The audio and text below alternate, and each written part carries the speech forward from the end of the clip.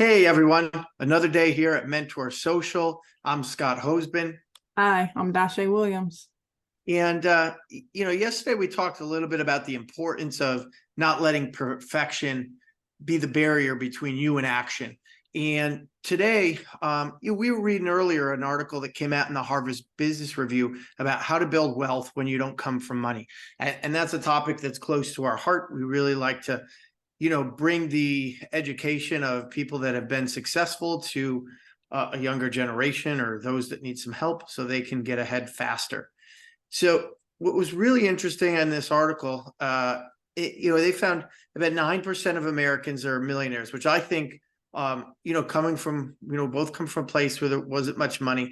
That concept seems crazy to me. Like, are you telling me there's that many people? So it can't be that impossible if there's that large number of millionaires. And then 80% of those millionaires are self-made. And I think that's even goes against that common mantra. People always say, well, you have to be born into money to make money. And then you read something where from the research says 80% of those millionaires are self-made. Yeah, to me, those statistics, like seeing them actually was like shocking to me, because I never really broke it down or kind of like invested into actually looking at the numbers. So when reading that article, it just showed me kind of like to reiterate what you said, that like 80% of those were self-made. So it kind of brings me to think of like, what can I do? Or like, we'll dive into it further, like speaking about the article, but like, how can I achieve that? There's so many people that's doing it and are self-made, and it has been, inherited from their family. So I did find those statistics to be like, wow. Yeah, no, and I thought one of the things that stuck out that I was pleasantly surprised, because we've talked about it a lot, and it'll come up again and again and again, probably in forever, as long as we do this, and the number one point that they made in the article was really, first, before anything, you needed to make a mindset shift and let go of limiting beliefs like money is the root of all evil, where when people believed things like that, they would navigate themselves away from things that produced high income, until they learned that really, by having resources, you can do a lot of good with that. Yeah, it's funny because how many times can you think that someone said that to you? Like, across my mind, I've heard that saying, what, thousands, maybe even more than that, just based off the environment where we came from, right? So another article really spoke to that, about changing like your environment, your mindset. That's really the key to, becoming successful. And I think that the author of this article really honed in on that, of like, you want to surround yourself, right, with like the people. So, but like, how do we do that? Like, it's easy to say, let's change our mindset so we become successful, right? But like, what are the steps? Like, it's not just easy. I can't just say, let me just change my mindset, because it won't happen just saying that, right? I don't know. I mean, I guess we would disagree on that a bit, and that I really think you can. I think every second of someone's life, you have that ability to just decide something. And, relative to our conversations last time about the importance of action, it's really, people say, I'm going to lose weight. I'm going to lose weight. I'm going to lose weight. Really, it's just having control of yourself and saying, I'm going to lose weight. And then I take action and I start losing weight. Yeah, but that's my point. With a mindset shift is the same thing. You can say, what at the minute you could watch this show right now and go, man, I didn't think about that.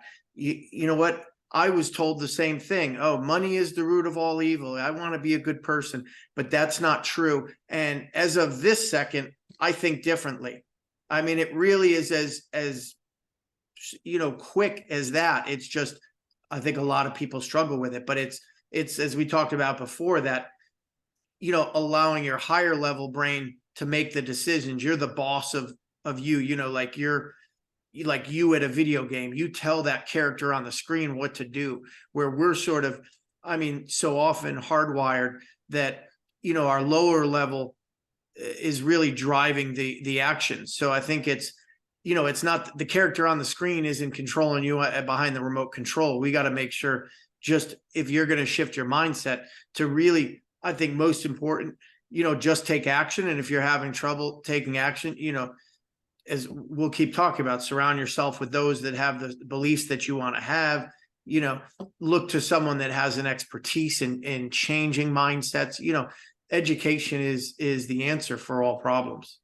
Yeah, like you said, I don't think we disagreed on it. What I was trying to get to, like what you said, is more the action. I'm saying someone can't just say, like with the losing weight thing that you mentioned, someone say, I just want to be successful, but then they take no action. So that's what I mean. Like the word you're saying, yeah, it's good to say it, but you need to take action to achieve it. So that's what I was saying. Like I think we're on the same page. It's definitely not disagreeing, but my key is like that action that we spoke about within that last episode. Like you have to take action. I can say it a million times, and if I sit on my couch every day, I want to be successful. I want to be successful, and say it every day, and I just sit on my couch and do nothing, I don't think I'll be successful. Yeah, no, I agree, and I think that kind of moves us towards our next big point that comes in there in the article, and they talk about high income does not necessarily lead to high net worth. So it goes back to that mindset shift. So letting go of limiting beliefs that there's a scarcity of money out there is a limiting belief. And one of the things I thought was really powerful in the article is that the majority of money patterns and money habits are learned by age 7. So I think as an adult, most people don't have any idea of how much information or impact they have on a little child at 5 or 6 years old. But when they hear you talk about all of these things, that sets the way that their spending habits come up, the way they view money. If is it an abundance in the world, or is it scarce? And I think that's one thing is, to the second point, high income doesn't necessarily lead to high net worth. Spending habits. If you're around a young adult and they're seeing you make $100 and you go buy $100 in sneakers, and oh hey, we got $100 left, let's go buy barbecue. So it's relaying the wrong habits to them. Mm-hmm. No, like that one right there really got me, like the age 7, right? But when I put myself back in that position of being 7 and I'm looking around, like the article states, like when you see someone off the paycheck to paycheck sort of thing, it becomes like normalized, right? You kind of say, okay, at least we have food, we have this, we have that, but I don't see like the saving aspect, right? So how would I know? Like I only see, and that's what I know. So when I'm older, I'm like, okay, like, let me get a job that pays the bills. Yeah. I know nothing more. Let me save. Can I invest in real estate?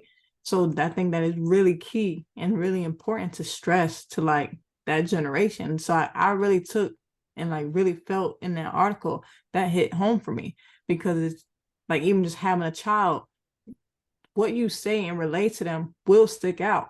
Right. So it's kind of like what they see. If they see us when they're growing up, they're like, wow, they're investing into this, they're investing in real estate, they're into stocks, and you teach them that at a young age, then it becomes much more easier as they get older. So I really, really, really, truly like that, how they put that in the article.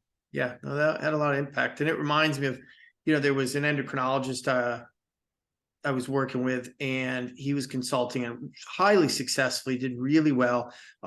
He was doing over 500 we got into a personal discussion. He's talking about, he's doing over $500,000 a year in income. And he'd mentioned something about, being concerned about making the mortgage payment this week. And I said, I'm surprised you have a mortgage. And he goes, oh yeah. He goes, I make 500, but I probably spend 700. So he's like, I'm slowly going into debt. So it was a striking reminder of that the amount you make isn't necessarily guarantee you're going to be wealthy. So it's about what are you going to keep? So I think, as a young adult, start to learn, look into certain things like taxes. As a young adult, you just get taxed, you comes out of your paycheck, but you really don't, seek out advice on what are ways to mitigate or lessen how much tax you owe the government. And I think it's very important to learn that at a young age so that you can structure your life in a way that you keep more of your money. I think another thing that's very important is, how much, you protect your money, because a lot of folks, it's, say you're getting married, did you get something as simple as having someone sign a prenuptial agreement before the marriage? And not doing that could mean the difference later in your life to being, retiring or not retiring, being wealthy or not wealthy. Things, making a contract when you do your first business deal and you're a young adult and you shake hands with your friend and you think, no problem, we both have access to this account. And come to find out, he steals $400,000 and you have no contract to hold him binding to any repercussion for that. These are things that I don't think you learn enough as a young adult. And unfortunately, you hope no one has to learn it the wrong way. But, really, if you're young right now, look into, any kind of business thing I'm doing, what contract would protect me? Which ways can I structure this so that I would be most protected? So like with the advice that you say you're giving to, say, roughly like a 16-year-old, right? A person in high school, and you're stressing the importance of financial, right? So kind of like, what would you say? Go watch some YouTube videos, or how would they get into contact with people who have like the right information, the right documentation? Like, where would they go? What would be the first step for this 16-year-old to like kind of like better themselves on the financial aspect? Yeah, exactly. I think, just like you mentioned, it's, the good luck or the good fortune of young adults today that didn't exist 20 or 30 years ago is your access to information has never been easier. To go on YouTube in any topic to benefit yourself, as far as structuring LLCs, C corps, S corps, contract law, all of this is available through a number of websites. So, and even more important, if you want something more engaging, you might watch YouTube videos. And, at a high level, you'd seek out, mentors or folks with a high level of degree of this, and lectures that you could attend. And maybe you go to school and take some classes on this, but at a minimum, there's YouTube videos, Google, you go on Mentor.Social and ask these questions and have experts reach back out. The fact is to just even be aware that this is information I think that you should be gathering. And also, I want to touch on, I know like you have a high network of like LinkedIn connections, right? So I know we talked about like a little bit, but what would be just like some advice? Would they join like LinkedIn groups for, I'm sure there's probably like young entrepreneur groups or young financial, there has to be some sort of like network. And I know Reddit, there's a big thing. I'm sure there's different forums out there that kind of resonate with like that younger generation. So just like how you're saying, YouTube, just use the resources that's out there. There's so many free, not even paid resources that you can look into to even just further your education and better yourselves. So I think that's awesome. And a great tip for sure, because that's something I didn't know and I'm trying to learn myself by expanding my network, being more engaged on LinkedIn, joining those young business, Harvard, all different types of places, try to get my name out there and just learn, right? I think we better ourselves by expanding out of our comfort zones. Yeah, no, and that's everything, is getting out of that comfort zone, put yourself in places where you can absorb information from people that are doing things that you'd like to be set up to do at another point. And I think, like you said, in LinkedIn, there's a number of groups, Mentor.Social. It's really just seek out and friends, family. If you have a network, ask. If you have everywhere is a piece of information. And I think the biggest thing is that awareness of, start to look up, different tax strategies, protection, legal protections. And then I think another thing that's really important is we should talk about, investing, because that's the number one piece as far as getting ahead. So, that person, if you make $500,000 a year and you invest nothing, you're not really getting ahead. That person lived off of 100,000 and invested 400,000 every year. They would be radically much quicker gain wealth. So I think it's critical as a young adult to always be thinking that, how much of every dollar that I'm taking in am I putting into investment, and maximize that amount. Because the more that you invest, it could be something as investing in an S&P fund on the stock market, and there your money will grow and grow and grow. If you put that $100, say, in a bank account, the problem is the governments keep printing money. So it's a small thing, but it's important to learn young about the increasing money supply, that it reduces the value of that dollar over time, and that's a big problem. So I think growing up, again, we talked about it, I thought of, okay, I just save $1, and I just keep saving these dollars. But when those dollars are sitting in the bank, if they're not invested, they're actually losing money. You might see the same number on a piece of paper, but it's losing its ability of buying power. So I kind of want to get a little like just personal in general, because I want to know, like, you're very, educated, like your mindset, you're into like investing, like you have so much knowledge to share with people, right? So I kind of want to ask you, like, how did you kind of get to like that mindset of like changing like your thoughts and habits about like investing, about bettering yourself and education? Like, what was that journey like for you? Can you share, like, what would you tell a young person? What was that journey like for you specifically? Yeah, I mean, I think some of it comes down to,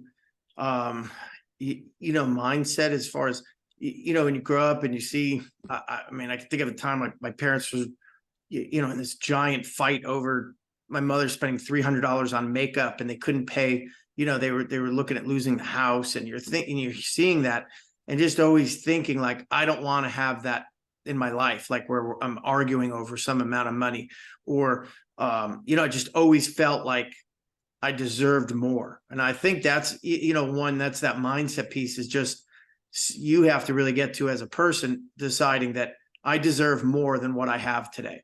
And then I have to seek it out. I think for me, it was an extremely long process because I didn't have anyone to really look to. The internet wasn't there.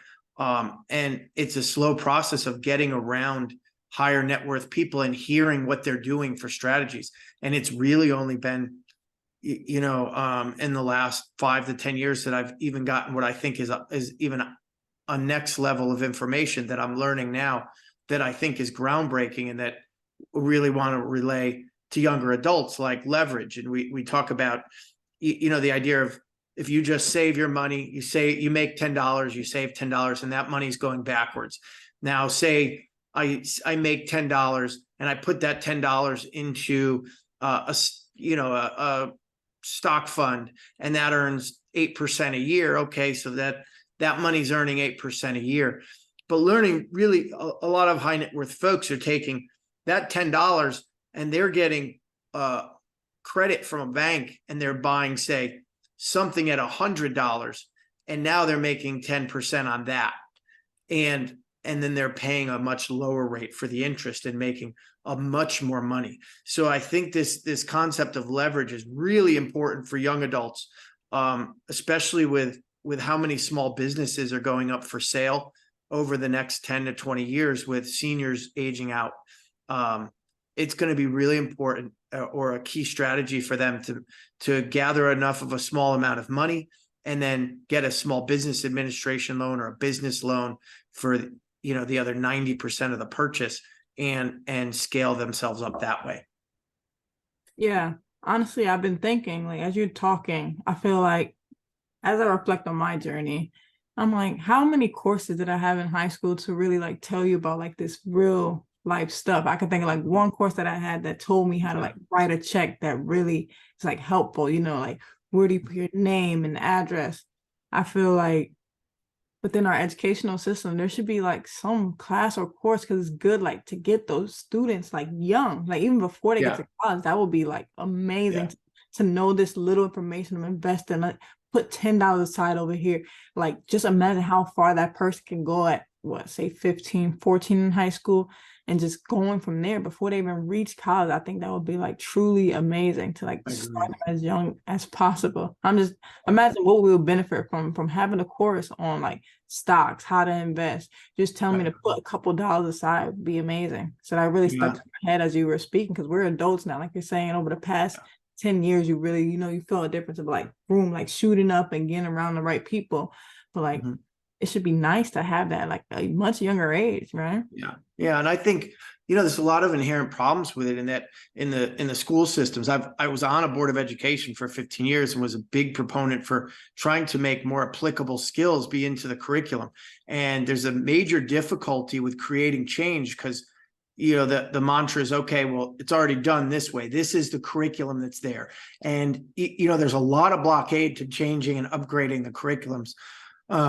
To your point, the other thing is it's a little bit of almost a conspiracy. The school system itself was designed to create employees. So it was never created. If you look back to the originations of the school systems in the countries, in that these were things, to make good workers for other people. There really wasn't the intention of making someone that would go make millions of dollars on their own and not go work for one of these, overlords of industry. So I think that's a bit of it too, where, you need this redesign to really make a difference. But, today we have this ability to get this information outside of the school system. So I think anyone in school should really be spending, it's just like we talked about, if you work a 9-to-5 job, that's enough to pay the bills. If you go to school, that's enough to get you your high school diploma. But it's what you're doing when you get out of high school at night.